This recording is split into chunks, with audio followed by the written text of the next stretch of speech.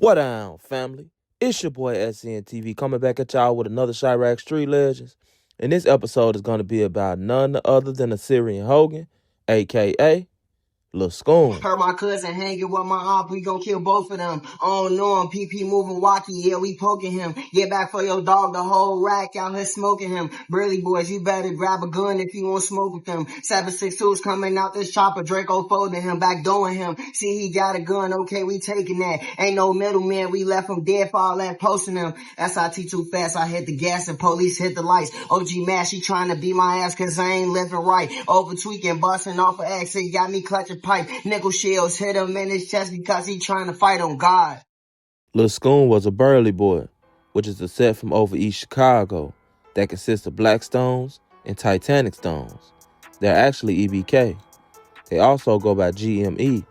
Some of them also still represent GMEBE, or Global Money Eastbound Entertainment. They have a huge territory ranging from 79th and Coles to 80th and 83rd. Also, 87th to 89th and Burley, what some members call South Sea. We stones to the bone. We EBK too. We'll get into it with anybody and whoever. We not thugging. That's 7 They just got How you doing? Nice to see you, man. Basketball players, man. Black Mass Lighter. Boston just missed the whole year. You talking about Lil B.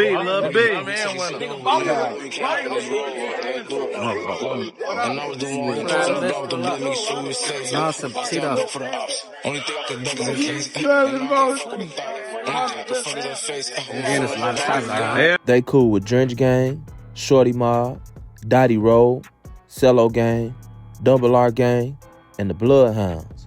And they beef with 358 Gang, Mix Mob, Pocket Town, Risky Road, and their main beef is with Death Row 085. Scoom was a shorty. He stayed in OTV's area in the Dearborn Projects. He would kick it with the Snakes. He was actually still cool with some of them, even though they had their back and forth spats. He ended up moving to the Burley Boys area when he got a little older. Scoom was also said to have been really good at basketball as a shorty, but he didn't do good in school because of his behavior. This is how he ended up going to Innovations High School.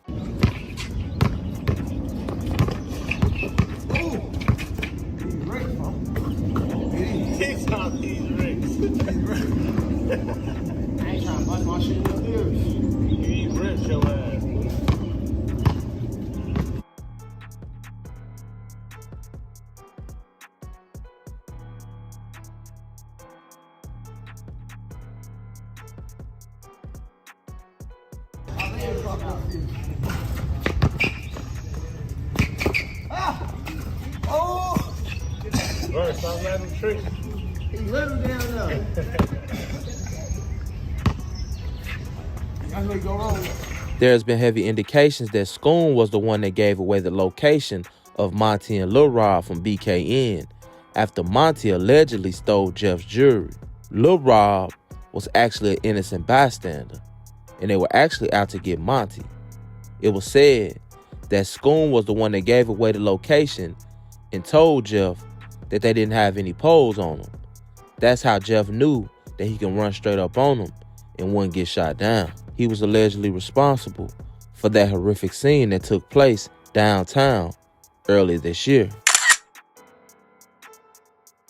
So they killed 2 kids from my school.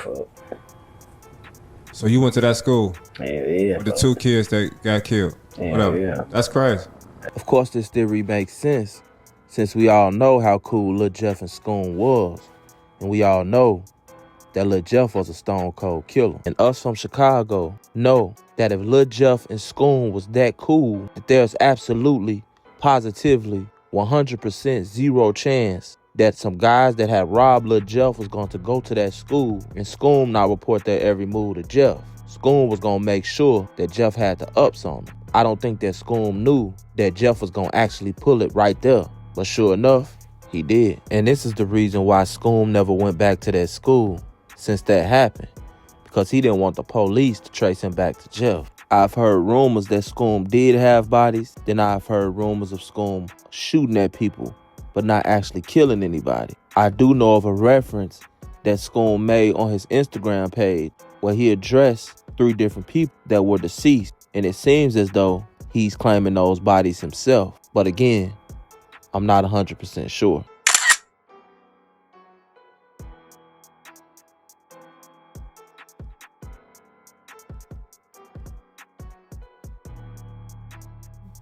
And on July 7th, 2024, only 1 month after his friend Jeff passed, Scoom would walk into the afterlife. It was said that Scoom ended up getting backdoored by a girl named Nene when he was over his girlfriend's house, Journey. A lot of people say that the whole situation was shaky and that they believe that Journey also had something to do with it, but till this day, she proclaims her innocence. We're getting 24 rounds, 655 East 89th Place, multiple shooter, high capacity, and a second shot fired for an additional 7 rounds at the same address, all coming from the side of the building. What up? Go with it. Huh? Male 1 with an afro, medium brown complexion. He received 2 GSWs to the chest and 1 GSW to the arm. This is the one who was found by the car. He also has a Boondocks tattoo with Riley with a halo and a scripture on his left arm. Now there was another young soul lost to the streets of Chicago. The girl that allegedly set him up, Nene, she ended up receiving negative publicity from all over the world and multiple death threats. She ended up getting the hell out of Dodge, and we haven't heard from her since. Risky Road, or the younger version of Risky Road, Harkham Gang, was said to be the ones that ended up taking Scoom out. Allegedly, it was Get Back for a guy that some of Scoom's associates allegedly took out by the name of 30. That was a guy from Risky Road that actually got on the internet and admitted that Risky Road was responsible and said that they expected Get Back.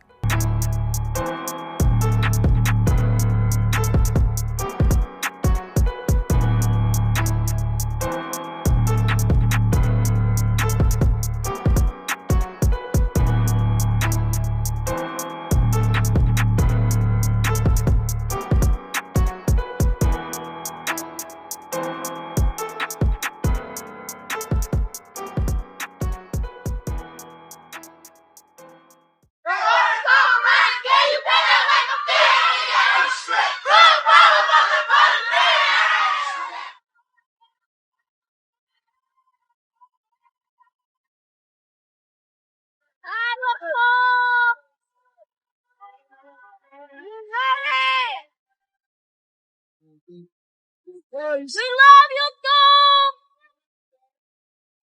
you, Scoom!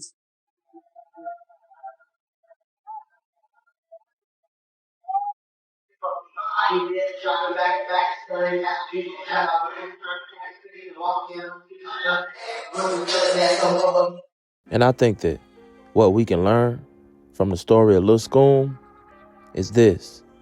In the streets, there are no winners. There are only losers. There are losers on this side, and there are losers on that side. And even when you temporarily win, that's just what it is, a temporary win. Because in the long run, there's only 2 ways out. That's death or jail. And at the end of the day, those of us who are lucky enough, the 1 to 2% that are lucky enough, actually live to regret the decisions that they made when they were younger. This has been another episode of Chiraq Street Legends. It's your boy, SCNTV. I'm out.